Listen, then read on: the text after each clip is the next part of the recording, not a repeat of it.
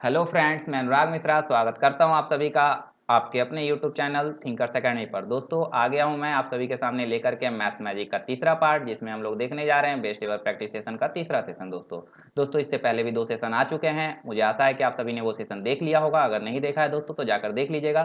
दोस्तों ये प्रश्न आपके एग्जाम के लिए बहुत ही इंपॉर्टेंट है। वो सारे प्रश्न है दोस्तों जो कि आपके एग्जाम में या तो आ चुके हैं या आ सकते हैं दोस्तों। तो इस सेशन को ज़्यादा से ज़्यादा देखिए और हो सके तो ज़्यादा से ज़्यादा शेयर कीजिए। अगर आप लोगों को पसंद आ रहा है दोस्तों, वास्तव में ये सेशन पसंद आ रहा है, तो इसे शेयर कीजिएगा दोस्तों। चलिए बढ़ते हैं आज के अगले पहले प्रश्न पर। तो आज का हमारा पहला प्रश्न है दोस्तों कि अगर n is equal to 2 to the power 2999 into 5 का पावर 3002 है, तो n के अंकों का योग क्या होगा। हमारे पास क्या है दोस्तों, n is equal to 2 to the power 2999 into 5 to the power 3002। अब दोस्तों 5 टू दी पावर 3002 को हम लोग क्या लिख सकते हैं, 5 का पावर 2999 इंटू 5 का पावर 3। और हमारे पास ये क्या है, 2 का पावर 2 का पावर 2999। अब दोस्तों इसे हम लोग क्या लिख सकते हैं, 2 इंटू 5 का पावर 2999। ऐसा क्यों किया दोस्तों हमने, क्योंकि दोस्तों देखिए ये हो जा रहा है 10 और 10 का पावर कुछ भी हो आगे हमें जीरो ही मिलेगा, और हमें पूछा है अंकों का योग। तो अंकों का योग दोस्तों हमें यहाँ से मिल जाएगा, इंटू क्या है 5 का पावर 3। यहाँ से हमें अंकों का योग मिल जाएगा और इससे इंटू करेंगे तो इसके आगे जीरो जीरो जीरो जीरो जाते जाएगा दोस्तों। देखिए क्या हो जाएगा, ये 125 zero zero zero zero zero zero zero कितना बार दोस्तों, 2999 बार। अब देखिए दोस्तों हमें पूछा है अंकों का योग, तो क्या हो जाएगा, 5 2 7 और 1 8। तो इसके अंकों का योग क्या हो जाएगा दोस्तों, 8 हो जाएगा। मुझे आशा है दोस्तों कि आप लोग इस प्रश्न को समझ चुके होंगे दोस्तों। आइए देखते हैं, एक बार फिर से समझ लेते हैं। हमें क्या दिया था, n इज इक्वल टू 2 का पावर 2999 इंटू 5 का पावर 3002। हमने क्या किया, 5 के पावर 3002 को लिख लिया, 5 का पावर 2999 इंटू 5 का पावर 3। अब देखिए दोस्तों हमने इसे कंबाइन कर लिया, क्योंकि हमें इसे 10 बना देना था, क्योंकि हमसे पूछा था अंकों का योग, तो बना दिया दोस्तों। और ये 5 का पावर 3 हो गया 125 और आगे जीरो लगते गया। अब इसके अंकों का योग हमसे पूछा था, तो इसके अंकों का हमने योग निकाल दिया दोस्तों। चलिए बढ़ते हैं आज के अगले प्रश्न पर। दोस्तों आज का हमारा अगला प्रश्न है, यदि एक आदमी पंखे का विक्रय मूल्य 400 से घटाकर 380 कर देता है तो उसकी हानि 20% बढ़ जाती है, तो पंखे का क्रय मूल्य क्या है दोस्तों।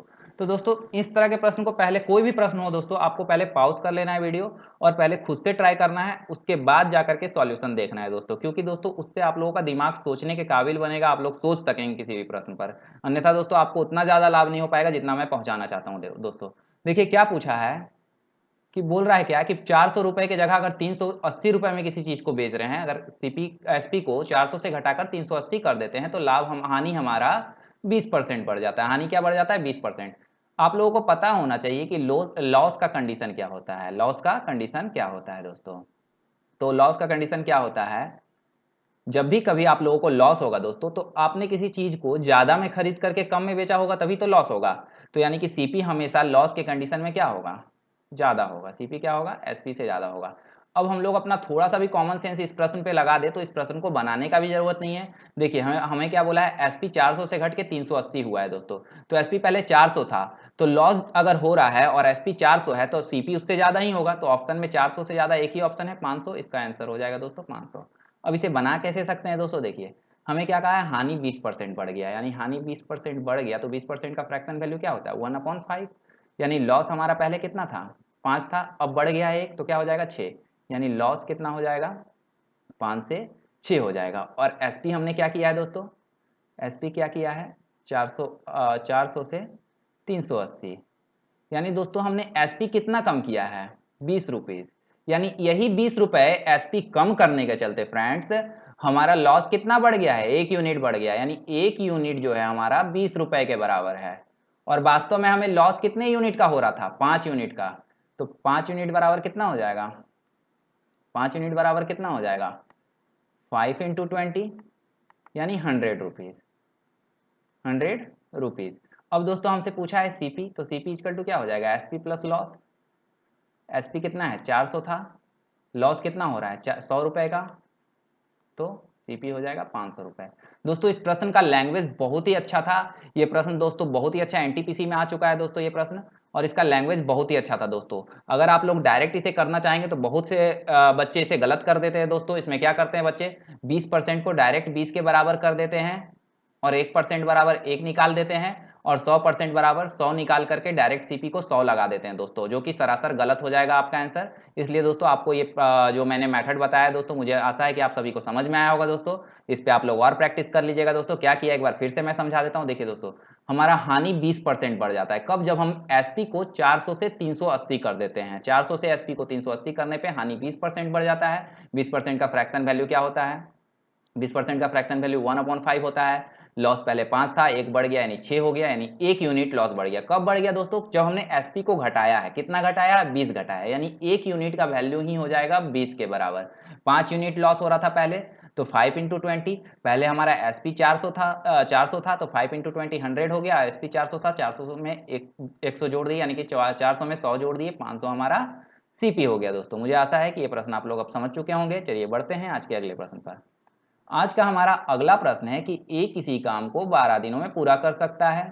3 दिन काम करने के बाद बी उसके साथ शामिल हो जाता है। यदि वे मिलकर अगले 3 दिन में काम पूरा कर देते हैं तो बी अकेला काम कितने दिनों में करेगा।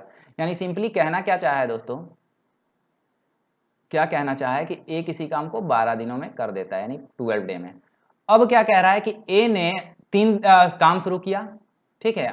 ए ने काम शुरू किया और 3 दिनों तक काम किया। ए ने काम शुरू करके 3 दिनों तक किया, उसके बाद बी आ जाता है और बी के साथ मिलकर के 3 दिन करता है। यानी कि ए अगर बात करें टोटल कितने दिन काम करेगा, ए इधर 3 दिन काम करेगा और इधर 3 दिन, टोटल 6 दिन काम करेगा दोस्तों, है ना। टोटल ए 6 दिन काम करेगा। ए वैसे काम कितने दिनों में कर लेता था, 12 दिनों में। यानी काम अब कितने दिनों का अगर देखा जाए, अगर ए ही करता तो कितने दिनों का बच जाता, यानी 6 दिनों का बच जाता। यानी जो ए के 6 दिनों का काम है वो अब कौन कर दिया, बी आकर के उसका हेल्प किया और कितने दिनों में कर दिया, 3 दिनों में। यानी कि यहाँ से हमें ए और बी का इफिशियंसी पता चल जाएगा। A/B बराबर क्या हो जाएगा, 3/6, यानी कि 1/2। ये तो इफिशियंसी है ए और बी का। टोटल वर्क क्या होता है दोस्तों, इफिशियंसी इंटू टाइम। इफिशियंसी क्या है हमारा, अगर हम देखें तो दिया हुआ है ए 12 दिनों में काम कर देता है, तो ए का टाइम हमें पता है 12 दिनों में कर देता है और इसका इफिशियंसी क्या है, 1 का है। यानी 12 दिनों में काम कितना करेगा, 12। टोटल वर्क हो गया दोस्तों हमारा 12। अब पूछा क्या है कि बी अकेला कितने दिनों में काम पूरा कर सकता है, यानी कर देगा। तो बी को काम कितना करना है, 12। बी को काम कितना करना है, 12। इफिशियंसी बी का क्या है, 2 है, तो 12/2 6 डे में कर देगा दोस्तों। मुझे आशा है दोस्तों ये आप लोग समझ चुके होंगे। इस तरह के प्रश्न को हम लोग परसेंटेज मेथड से भी कर सकते हैं। आइए देखते हैं कैसे कर सकते हैं परसेंटेज मेथड से। देखिए दोस्तों क्या दिया हुआ था, ए जो है किसी काम को 12 दिनों में कर सकता है। तो अगर ए 12 दिनों में किसी काम को कर देता है, यानी 100% काम 12 दिनों में कर देता है। लेकिन ए ने एक्चुअल में काम कितने दिनों तक किया है, 6 दिनों तक। यानी ए 12 दिनों में 100% करता है तो 6 दिनों में कितना करेगा, 50% करेगा। और उसके बाद बचे हुए काम को कौन कर देता है, बी कर देता है कितने दिनों में, 3 दिनों में। तो बचा हुआ काम कितना है, 50% हो गया, तो 50% बचा हुआ है। अब 50% काम अगर बी 3 दिनों में कर देता है तो पूछा है बी पूरा काम कितने दिनों में कर देगा। पूरा काम कितना है दोस्तों, 100%, यानी इसका 2 गुना। तो बी कितने दिनों में कर देगा, इसके 2 गुने दिन में, यानी 6 दिनों में। दोस्तों मुझे आशा है कि दोनों ही मेथड आप लोगों को समझ में आ गया होगा। दोनों ही मेथड बहुत ही अच्छा है दोस्तों। इस तरह के प्रश्न में आप लोग हालांकि परसेंटेज लगाओगे तो जल्दी ही आप लोग का आंसर आ जाएगा। आप लोगों को पेन भी उठाने का जरूरत नहीं है। आप लोग डायरेक्ट वहां से सोच लीजिएगा कि 12 दिनों में 100% करता है, 6 दिनों तक किया है तो 50% करेगा। तो उसके बाद बी ने 3 दिन तक काम किया तो बचा हुआ 3 दिन में बी ने 50% काम कर दिया, तो बी 100% कितने दिनों में करेगा, तो 6 दिनों में करेगा। तो आप लोगों को पेन उठाने का भी जरूरत नहीं है, डायरेक्ट मुंह से लगा सकते हैं दोस्तों इस तरह के प्रश्न का उत्तर। तो इस प्रश्न का उत्तर हो जाएगा 6 दिनों में। चलिए बढ़ते हैं आज के अगले प्रश्न पर। आज का हमारा अगला प्रश्न है कि 5760 के कुल गुणनखंडों की संख्या ज्ञात करें जो 24 के गुणज हैं दोस्तों इससे पहले वाले वीडियो में मैंने इस प्रश्न को बताया था, फिर से मैंने ले लिया, इस तरह का प्रश्न लिया था और इस बार फिर से ले लिया है। मैंने क्या बताया था दोस्तों कि आपसे अगर पूछ दे, जिसका भी मल्टीपल पूछ दे उसको आप लोगों को नीचे रख लेना है पहले, और जो नंबर दिया है उसको ऊपर रख लेना है। अब दोस्तों इसे हम लोग काट देंगे, ये आ जाएगा क्या, 240, और इसका हम लोग क्या कर देंगे, 240 का प्राइम फैक्टराइजेशन कर देंगे। और प्राइम फैक्टराइजेशन करने के बाद दोस्तों टोटल नंबर ऑफ फैक्टर निकाल लेंगे और टोटल नंबर ऑफ फैक्टर जो होगा वही हमारा आंसर हो जाएगा। तो इसका हम लोग प्राइम फैक्टराइजेशन करेंगे तो इस 24 को लिख सकते हैं, 240 को लिख सकते हैं 24 इंटू 10। 24 को क्या लिखेंगे, 2⁻³ इंटू 8, 8 3 जा 24, और 10 को क्या लिखेंगे, 2 इंटू 5। अब देखिए दोस्तों 2⁻³ है और यहाँ 2 है तो इसको लिखेंगे 2⁻4 इंटू 3 इंटू 5। अब देखिए दोस्तों, मैंने क्या बताया था, टोटल नंबर ऑफ फैक्टर निकालने के लिए पावर में 1 ऐड करेंगे। इसके पावर में 1 है और इसके पावर में 1 है, तो सबके पावर में एक एक ऐड करके मल्टीप्लाई कर देना है। तो 4 में 1 जोड़े 5, 1 में 1 जोड़े 2, फिर 1 में 1 जोड़े 2, तो क्या हो जाएगा 20। इस प्रश्न का क्या हो जाएगा सही उत्तर 20 हो जाएगा दोस्तों। अब इसको दोस्तों बहुत सारे बुक्स में एक मेथड और दिया रहता है, वो आप लोग लगा सकते हैं दोस्तों, लेकिन मेरे हिसाब से वो मेथड बहुत ही लेंदी हो जाता है दोस्तों। आप लोग लगा सकते हैं, देख लीजिए दोस्तों कैसे होता है वो। 5760 5760 जो नंबर हमें दिया है दोस्तों, इसी का पहले हम लोग कर लेंगे प्राइम फैक्टराइजेशन। इसका प्राइम फैक्टराइजेशन करेंगे तो इसे लिख सकते हैं 24 इंटू 24 इंटू 10। अब इसे हम लोग क्या लिख सकते हैं, इसका प्राइम फैक्टराइजेशन करना है 24 24 और 10 का, तो इसको लिखेंगे 2 टू दी पावर 3 इंटू 3, ये हो जाएगा 24। इसको लिखेंगे 2 टू दी पावर 3 इंटू 3, ये भी हो जाएगा 24। उसके बाद इसे लिखेंगे 2 टू दी पावर 2 इंटू 5। अब हमारे पास कितने बार 2 है, 3 3 6 और 1 7 बार, तो हम यहाँ लिख लेंगे 2 का पावर 7 इंटू 3 का पावर 2 इंटू 5 का पावर 1। अब हम लोगों से पूछा क्या है दोस्तों कि ऐसे इसके कितने फैक्टर हैं जो कि 24 के मल्टीपल हैं, इसके ऐसे कितने फैक्टर हैं जो कि 24 के मल्टीपल हैं। तो दोस्तों इसमें से हम लोग 24 निकालेंगे पहले, यानी 24 इससे कैसे निकाल सकते हैं हम लोग, देखिए दोस्तों इसको लिख सकते हैं 2 का पावर 3 इंटू 3, ये हो जाएगा 24।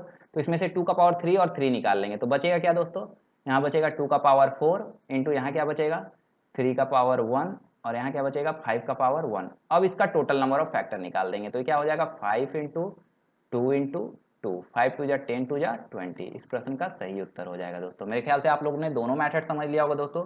मेरे हिसाब से इस तरह के प्रश्न को करने का बेस्ट मेथड यही है। मैंने इस मेथड को खुद से सोचा था दोस्तों, और ये मेथड मुझे बहुत अच्छा लगा, क्योंकि दोस्तों देखिए फाइनली तो हम लोग 24 निकाल ही रहे हैं ना, यहाँ से निकाले चाहे यहाँ से निकाले, तो पहले ही उसको छोटा करके फैक्टर करने में ज़्यादा आसान होगा कि बड़े नंबर का फैक्टर आसान होगा। मेरे हिसाब से छोटे नंबर का ज़्यादा आसान होगा, इसलिए मैंने क्या सोचा कि पहले ही भाग ले लेते हैं और उसके बाद उसका फैक्टर करके टोटल नंबर ऑफ फैक्टर निकाल देंगे। मुझे आशा है दोस्तों कि ये प्रश्न आप लोगों को समझ में आ गया होगा। सही में दोस्तों, अगर सेशन अच्छा लग रहा है तो इसे लाइक कीजिए, अभी के अभी लाइक कीजिए और शेयर कीजिए दोस्तों। चलिए बढ़ते हैं आज के अगले प्रश्न पर।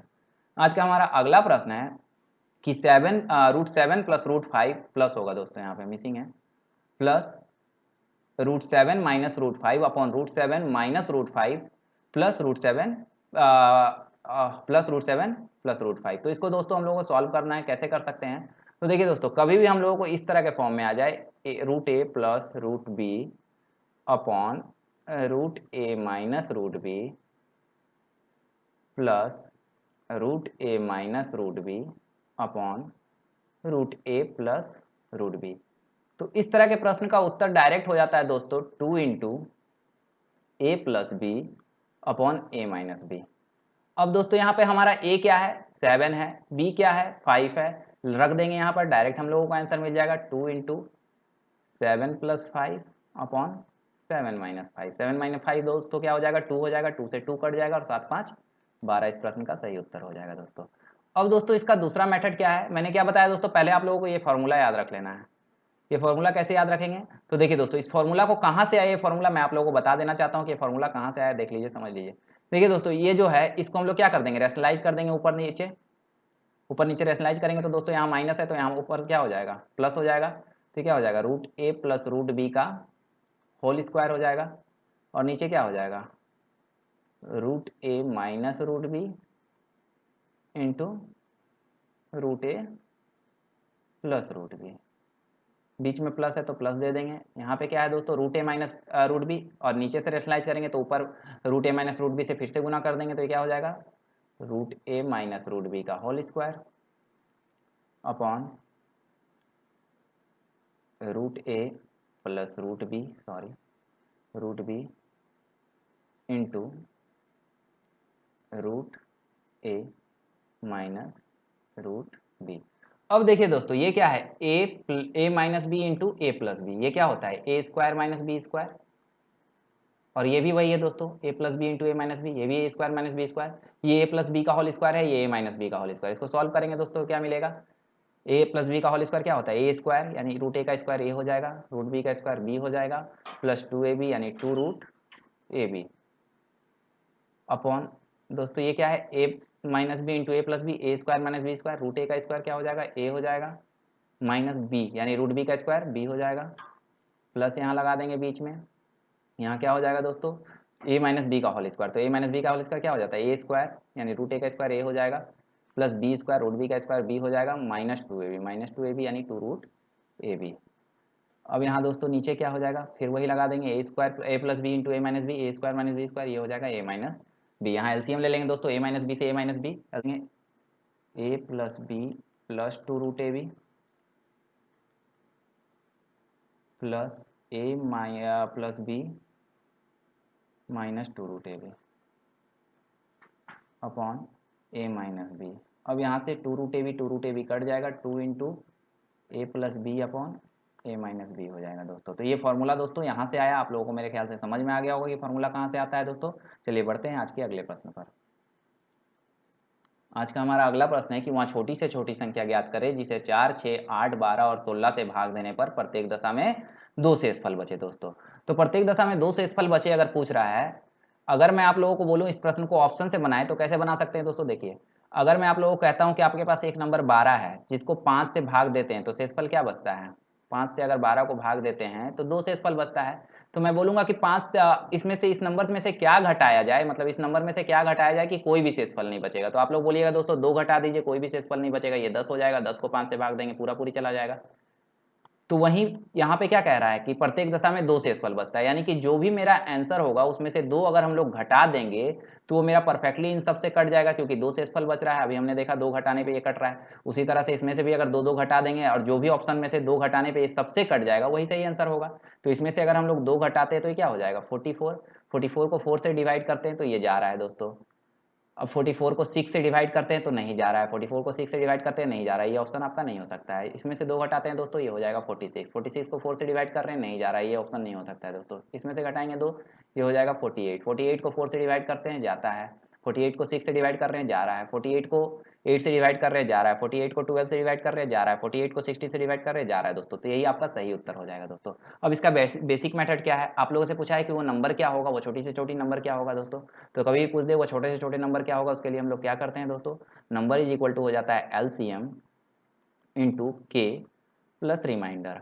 अब दोस्तों इन सभी का क्या करेंगे, हम लोग एलसीएम ले लेंगे। इन सभी का एलसीएम क्या हो जाएगा दोस्तों 48 हो जाएगा, इंटू के जगह पे 1 रख देंगे दोस्तों, प्लस रिमाइंडर हमारे पास क्या है 2 है, तो क्या हो जाएगा 48 प्लस 2, हमारा आंसर क्या हो जाएगा दोस्तों 50।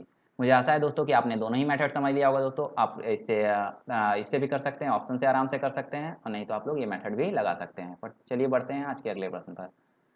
हमारा आज का अगला प्रश्न है कि ए किसी व्यापार में 2400 रुपये के साथ शामिल होता है और कुछ समय के बाद 1800 रुपये के निवेश कर कुछ समय के बाद बी 1800 रुपये का निवेश करता है और व्यापार में शामिल हो जाता है। यानी ए शुरू से शामिल है व्यापार में और कुछ समय के बाद बी आया है, और साल के अंत में उनका मुनाफा यानी प्रॉफिट 2:1 में बंटता है। तो बी कितने समय के बाद आया है ये पूछना चाहा है फ्रेंड्स। देखिए, आप लोगों को पता होना चाहिए कि प्रॉफिट इज इक्वल टू होता है इन्वेस्टमेंट इनटू टाइम। यहाँ पे बात हो रहा है ए का और बी का, तो हम लिख सकते हैं P A upon P B. ये पी बी ये प्रॉफिट है ए का, ये प्रॉफिट है बी का, is equal to investment of A I A और T A time of A. वैसे ही investment of B I B और टाइम ऑफ बी। अब दोस्तों हम लोगों से पूछा है कि बी कितने समय के बाद आया, यहाँ से हम लोग निकाल लेंगे बी कितने समय तक व्यापार में रहा और उसके बाद 1 साल से घटा देंगे तो हमारा पता चल जाएगा कितने समय के बाद आया। अब यहाँ पे क्या है ए और बी है, इनका इन्वेस्टमेंट किस रेशियो में है 2400:1800। इसको काट करके क्या कर लेंगे छोटा कर लेंगे, 6 से 0 से 0 कट गया, अब हम लोग 6 से काट लेंगे 4 बार में और 3 बार में। ये हमारा इन्वेस्टमेंट का रेशियो हो गया ए और बी का।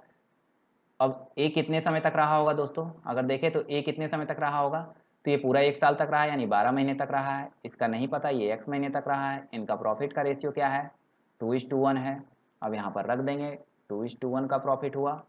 ये ए जो है 4 का इन्वेस्ट करके 12 महीने तक रहा है, बी 3 यूनिट इन्वेस्ट करके x महीने तक रहा है। यहाँ से काट लेंगे 4 बार में चला जाएगा, यहाँ से काट लेंगे 2 बार में चला जाएगा, यानी x कितने महीने तक व्यापार में रहा है 8 महीने तक रहा है। लेकिन हमसे पूछा क्या है कि x कितने महीने बाद यानी कितने समय बाद व्यापार में शामिल हुआ है, यानी x 8 महीने तक व्यापार किया है 1 साल में, अगर 12 महीने में 8 महीने तक किया है तो कितने महीने बाद आया होगा 4 महीने के बाद आया होगा, 4 मंथ के बाद। इस प्रश्न का सही उत्तर हो जाएगा दोस्तों। मुझे आशा है दोस्तों कि आप सभी समझ चुके होंगे इस प्रश्न को।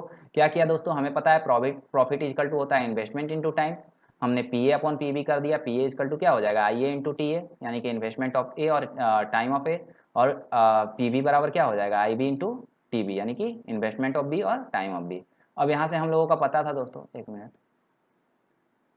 टाइम ऑफ ए,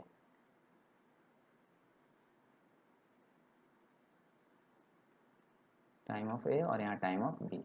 ठीक है दोस्तों, तो अब हम लोगों को यहाँ पे पता था इन्वेस्टमेंट ऑफ ए पता था कितने महीने तक रहा ये भी पता था, बी का भी पता था कितने महीने तक रहा ये निकालना था, और यहाँ पे प्रॉफिट दोनों का पता था, हमने इक्वेट करा दिया दोस्तों, हमें आंसर मिल गया। चलिए आशा है दोस्तों समझ में आ गया होगा। चलिए बढ़ते हैं आज के अगले प्रश्न पर। आज का हमारा अगला प्रश्न है कि सी 1250 रुपये की राशि ए बी सी में 1250 रुपये की राशि ए बी सी में इस प्रकार बांटा जाता है कि ए को बी का 2/9 भाग मिलता है और सी को ए का 3/4 भाग मिलता है। यानी कि ए को जो मिल रहा है बी का 2/9 भाग, और सी को क्या मिल रहा है, सी को क्या मिल रहा है, ए का 3/4 भाग मिल रहा है। सी को ए का 3/4 भाग मिलता है। तो ए बी सी द्वारा प्राप्त की गई राशि क्या है दोस्तों। तो इस तरह के प्रश्न को आप डायरेक्ट ऑप्शन से कर सकते हैं, आप लोगों को बनाने का जरूरत नहीं है दोस्तों। यहाँ पे क्या कहा है कि ए को बी का 2/9, तो ए अपॉन बी क्या हो जाएगा 2:9, और सी अपॉन ए क्या हो जाएगा 3:4 हो जाएगा। अब ए और बी का जो रेशियो है जो राशि उन लोगों को मिला है क्या है 2:9 है। तो यहाँ 2:9 नहीं हो रहा है ए और बी का राशि दोस्तों, यहाँ भी ए और बी का राशि का अनुपात 2:9 नहीं है, इसमें भी है दोस्तों और इसमें भी है। यानी कि ए और बी को जो राशि मिल रहा है 2:9 में मिल रहा है। तो ऑप्शन में जो उनको आंसर मिला होगा, जो भी उनको पैसा मिला होगा वो भी 2:9 में मिला होगा। तो यहाँ 2:9 नहीं है, यहाँ भी 2:9 नहीं है, यहाँ है और यहाँ है दोस्तों। अब हम लोग कैसे देखेंगे कि कौन सा इन दोनों में से सही उत्तर होगा। तो हम देख लेंगे सी और ए का रेशियो क्या है राशि का, तो ये 3:4 का है, 3:4 का है। तो देखेंगे काट करके, तो ये 25 से 3 बार में, ये 25 से 8 बार में, तो ये 8:3 है, ये ऑप्शन नहीं हो सकता है, डायरेक्ट ये ऑप्शन आपका आंसर हो जाएगा दोस्तों। दूसरा हम लोग डायरेक्ट देख लेते हैं टोटल सम कितना था 1250 था, 1250 ये हो रहा है या ये हो रहा है, तो 900 200 1100 और 100 1250 ये हो रहा है, ये नहीं हो रहा है। डायरेक्ट आप लोगों को ऐसे भी देख सकते थे। अब इसका सही मेथड क्या है, बेसिक मेथड क्या है बनाने का, आप लोग अगर देख रहे हैं तो यहाँ ए को 2/9 मिल रहा है और यहाँ ए को 4 मिल रहा है दोस्तों, यहाँ ए को 2 मिल रहा है और यहाँ 4 मिल रहा है। तो पहले ए को बराबर कर लेंगे, तो 2 से गुना करके बराबर कर लेंगे दोनों में। अब ये क्या हो जाएगा दोस्तों 4/18, 4/18। यहाँ पे देख लेंगे ए बी और सी को कितने के रेशियो में पैसा मिल रहा है, कितने के रेशियो में राशि मिल रहा है, तो यहाँ पे हो जा रहा है दोस्तों 4:18:3। अब दोस्तों इन तीनों को टोटल कितना यूनिट मिल रहा है, तो 18 4 22 और 3 25 यूनिट मिल रहा है, 25 यूनिट मिल रहा है। और 25 यूनिट दोस्तों किसके बराबर है 1250 के बराबर है।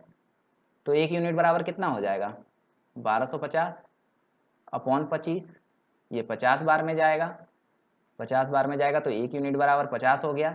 अब पूछा ए बी सी तीनों को कितना मिलेगा, तो ए को कितना मिल रहा है 4 यूनिट, यानी 4 × 50 कितना हो जाएगा 200 रुपये। बी को कितना मिल रहा है 18 × 50, 18 पचे के 90, 900 रुपये। सी को कितना मिल रहा है 3 यूनिट, 3 × 50 यानी 150 रुपये। मुझे आशा है दोस्तों आप ये प्रश्न को समझ चुके होंगे, एबीसी को कैसे कैसे पैसा मिल रहा है आप लोग सब समझ चुके होंगे। चलिए आगे बढ़ते हैं अगले प्रश्न पर। आज का हमारा अगला प्रश्न है कि 67 का पावर 14 डिवाइडेड बाय 8 तो शेषफल ज्ञात करें दोस्तों। तो इस तरह के प्रश्न को कैसे हम लोग कर सकते हैं, हमारे पास क्या है 67 का पावर 14 डिवाइडेड बाय 8 हम लोग को निकालना है रिमाइंडर। तो हम लोग क्या करेंगे 67 को तोड़ लेंगे, 64 + 3 का पावर 14/8। ऐसा क्यों किया दोस्तों, क्योंकि हम जानते हैं कि 64 8 से पूरा पूरी कट जाएगा और यहाँ हमें रिमाइंडर 0 मिल जाएगा, यानी कि रिमाइंडर हमें क्या मिलेगा यहाँ पर मिलेगा दोस्तों। यहाँ पे क्या मिल जाएगा 3 का पावर 14/8 मिल जाएगा। अब 3 का पावर 14 को हम लोग क्या लिख सकते हैं दोस्तों 3 का स्क्वायर का पावर 7/8। अब 3 का स्क्वायर क्या होता है 9 होता है, 9 का पावर 7/8। अब दोस्तों 9 को 8 से भाग देंगे क्या रिमाइंडर हो जाएगा 1, 1 का पावर 7, 1 का पावर 7 हो चाहे कुछ भी हो 1 ही हो जाएगा। तो रिमाइंडर आपका क्या हो जाएगा दोस्तों 1 हो जाएगा। देखिए दोस्तों कैसे किया हमने इस प्रश्न को, हमारे पास था 67 का पावर 14/8, हमने क्या कर दिया इसे तोड़ दिया, पहले तोड़ दिया ऐसे तोड़ दिया कि 8 से एक पार्ट पूरा पूरी कट जाए, हमें 0 रिमाइंडर मिल जाए और दूसरे पार्ट से हमें रिमाइंडर मिले रियल में। तो यहाँ पे हमने देखा 3 का पावर 14 हो गया, 3 का पावर 14/8, इसको लिख सकते हैं 3 का स्क्वायर का पावर 7। 3 का स्क्वायर हो गया दोस्तों 9, 9 का पावर 7। अब 9 को 8 से भाग दे रहे हैं, एक रिमाइंडर 1 का पावर 7 हो चाहे कुछ भी हो दोस्तों, रिमाइंडर आपका एक ही हो जाएगा। चलिए दोस्तों बढ़ते हैं आज के अगले प्रश्न आखिरी प्रश्न पर। हमारा दोस्तों आज का अगला और आखिरी प्रश्न है कि एक आयत की लंबाई और चौड़ाई में 23 मीटर का अंतर है, यानी कि लेंथ और ब्रेथ में कितने का अंतर है, लेंथ और ब्रेथ में 23 मीटर का अंतर है। और इनका परिमाप दिया हुआ है। यदि आयत का परिमाप 206 है। दोस्तों आयत का परिमाप क्या होता है? 2 इंटू एल प्लस बी। आप लोगों को याद रहना चाहिए, नहीं याद है तो याद कर लीजिए। आयत का परिमाप यानी रेक्टेंगल ऑफ पेरीमीटर क्या होता है? पेरीमीटर का रेक्टेंगल का पेरीमीटर क्या होता है? 2 इंटू एल प्लस बी। ये कितना है? 206 मीटर है। ये 206 मीटर है। ये यहाँ से काट लेंगे दोस्तों, एल प्लस बी मिल जाएगा कितना? 1 2 कितना हो जाएगा? 103। अब एल प्लस बी हमारे पास क्या है दोस्तों? 103 है। एल माइनस बी क्या है? 23 है। पूछा क्या है? एरिया पूछा है। एरिया क्या होता है? एल इंटू बी होता है। रेक्टेंगल का एरिया क्या होता है? एल इंटू बी होता है। अब हम दोस्तों यहाँ से एल भी निकाल लेंगे, बी भी निकाल लेंगे। कैसे निकाल लेंगे दोस्तों? डायरेक्ट अगर आप लोगों से दो एल और एल निकालना हो तो इन दोनों को जोड़ के 2 से भाग दे दीजिए। तो एल इज इक्वल टू क्या हो जाएगा? 103 प्लस 23/2। ये क्या हो जाएगा? 126/2। ये कितने बार में कट जाएगा? 63 बार में। बी निकालना है तो क्या करेंगे? इन दोनों को घटा के 2 से भाग दे देंगे, यानी 80/2 40 बार में। अब दोस्तों हम लोगों को क्या निकालना था? एरिया, यानी 63 इंटू 40।